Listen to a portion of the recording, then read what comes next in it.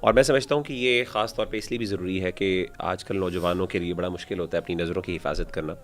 اور ایون خواتین کے لیے بھی. تو اللہ تعالیٰ نے یہاں پہ جو حوروں کی صفات ذکر کی ہیں، اور قرآن و سنت میں بہت کئی جگہوں پہ اللہ تعالیٰ نے مختلف انداز سے مختلف ان کی صفات ذکر کی ہیں. میں سمجھتا ہوں وہ اسی لیے اللہ نے ذکر کی ہیں تاکہ انسان اس سے موٹیویٹ ہو، اور انسان اپنی نظروں کی اور اپنی حیا کی حفاظت اس دنیا میں کرے، تاکہ انسان کو یہ اللہ پر اعتماد اور یقین ہو کہ اگر وہ if he is paying the price تو اللہ تعالیٰ اس کے لیے بہت بڑا اللہ نے اجر رکھا ہوا ہے. تو یہاں پہ خاص طور پہ آیت نمبر 48 میں اللہ کہتے ہیں وَعِندَهُمْ قَاصِرَاتُ الطَّرْفِ عِينٌ، کہ ان کے پاس نیچی نظروں بڑی بڑی آنکھوں والی حوریں ہوں گی. كَأَنَّهُنَّ بَيْضٌ مَكْنُونٌ، جیسا کہ ایک ویل پریزروڈ انڈا ہوتا ہے ڈیلیکیٹ قسم کا، اس طرح کی وہ ہوں گی. یعنی سفیدی ان کی خوبصورتی ان کی وائٹنس جو ہے اس کی طرف انڈیکیشن ہے.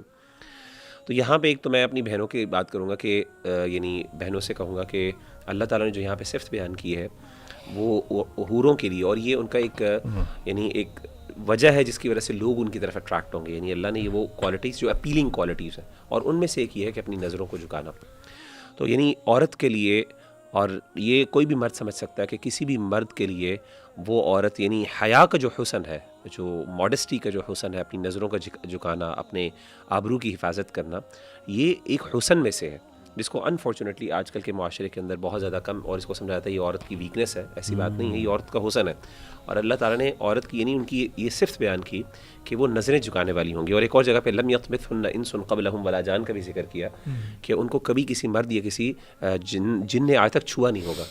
تو یعنی یہ کوالٹیز حیا والی، جس میں ایک عورت اس طرح کی ویل پریزروڈ اور پروٹیکٹڈ ہے کہ جیسے چھپی ہوئی ہے، ڈیلیکیٹ جیسے،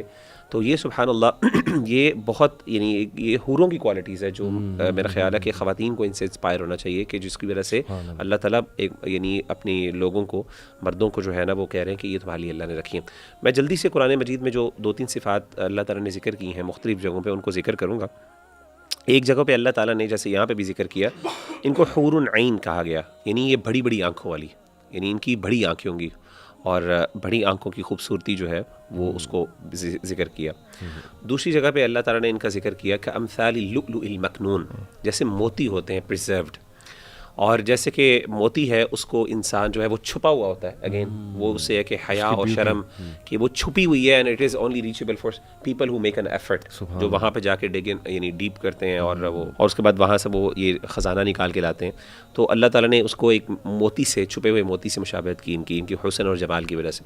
پھر اسی طریقے سے کأنہن الیاقوت والمرجان، ان کو یاقوت اور مرجان کا، یاقوت روبیز کو کہتے ہیں اور مرجان کہتے ہیں کورل کو کہتے ہیں، یہ جو آپ کی پلانٹس ہوتے ہیں جو آپ کے سمندر کے نیچے، اور اس سے بھی جو ہے نا اس سے بھی بہت سے وہ بنتے ہیں، یعنی زیور کی چیزیں بنتی ہیں. اس طریقے سے فرمایا کہ فجعلناہن ابکارا عربا اترابا. ایک اور جگہ پہ اللہ تعالیٰ نے کہا کہ ابکارا ہوں گی، یعنی غیر شادی شدہ، ظاہر ہے کسی مرد نے ان کو ہاتھ نہیں لگایا ہوگا، غیر شادی شدہ، اور عربا اترابا، جیسے علماء کہتے ہیں کہ ایسی خاتون جو محبت کرنے والی ہے، یعنی ایسی کہ جس کو دیکھنے کے بعد ایک مرد کا یا اپوزٹ جینڈر کا دل للچائے. اور اسی سے بعض علماء نے کہا عربی بھی اسی سے ہے، کیونکہ عربی زبان کے اندر بھی یہ نفاست اور یہ اٹریکشن ہے کہ جب انسان سنتا ہے تو انسان کو اٹریکشن فیل ہوتی. تو عروبہ کا مطلب محبت کرنے والی، اور اترابہ کا مطلب یہ کہ ہم عمر، یعنی obviously کہ ان کے مزاج میں زیادہ فرق نہیں ہوگا، مرد اور وہ دونوں ان کے مزاج کے اندر ہم آہنگی ہوگی، یعنی they would be actually conforming with each other. پھر اس طریقے سے انہوں نے ایک اور جگہ پہ فرمایا فیہن خیرات حسان. خیرات حسان، حسان سے مراد حسن سے ہے، بیوٹی، خوبصورت. اور ایک جگہ پہ خیرات کا مطلب یہاں پہ خیرات الاخلاق علماء نے بیان کی، یعنی ایکسٹریم لیول کے بیوٹیفل اخلاق ہوں گے، مینرز.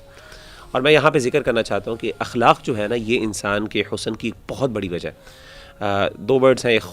خلق ہے اور ایک خلق ہے. خلق کہتے ہیں انسان کی ظاہری جو کریشن ہے، یہ انسان کی حیت، یہ ہے یہ انسان کا، اور اس طریقے سے خلق کہتے ہیں کہ انسان کا اندرونی جو کیریکٹر ہے. تو یہ بیوٹی کی ایک بہت بڑی وجہ ہے. اور اگرچہ مثال بہت فضول مثال دینی نہیں چاہیے، لیکن جسٹ ہماری ٹریڈیشن میں آپ کو پتہ ہے کہ یہ ہماری جو پرانے یعنی انڈو پاک کے اندر یہ ٹریڈیشنز ہوتی جس میں گانے والی خواتین ہوتی تھیں، تو ان کو باقاعدہ خواتین کے پاس بھیجا جاتا تھا جو جا کے ان کو اخلاقیات سکھاتی تھی، جو ان کو اشعار پڑھنا سکھاتی تھی، باقاعدہ ان کی ٹریننگز ہوتی تھی، یعنی کہ صرف حسن، یعنی آپ نے بات کس طرح کرنی ہے، آپ نے بیٹھنا کس طرح. تو اس طریقے سے پوری ایک ٹریننگ ان کی ہوتا تھا جو ہمارے ہاں ایک نظام چلتا تھا. یہاں پہ اگین یہ مثال اچھی نہیں ہے، لیکن جسٹ ٹو گیو مینشن کہ کس طریقے سے یہ چیز امپورٹنٹ اور لوگوں کے لیے، اور پرنسز بڑے بڑے کنگز آتے تھے وہ ان چیزوں سے متاثر ہوتے تھے. پھر ایک اور جو جگہ پہ اللہ نے ان کے لیے ذکر کیا وہ ہے وَلَهُمْ فِيهَا أَزْوَاجٌ مُطَهَّرَةٌ، وہ پاکیزہ ہوں گی، ہر گندگی سے، ہر بد اخلاقی سے، ہر گناہ سے پاک ہونے والی اور صاف ہونے والی. ٹھیک ہے. اور آخری چیز جو سنت میں نبی صلی اللہ علیہ وسلم نے ان کی خوشبو کا ذکر کیا، اور بھی سنت میں بہت سی ہے لیکن جسٹ ٹو کرٹیل ون اور ٹو ایک چیز ذکر کی کہ ان کی خوشبو کے بارے میں حدیث میں آتا ہے کہ نبی صلی اللہ علیہ وسلم نے فرمایا کہ اگر جنت کی کوئی عورت یا حور جو ہے وہ زمین میں آ جائے تو پورے جو زمین ہے وہ اس کی خوشبو سے بھر جائے. سبحان اللہ. تو یہ اللہ نے ذکر اس لیے کی، میں سمجھتا ہوں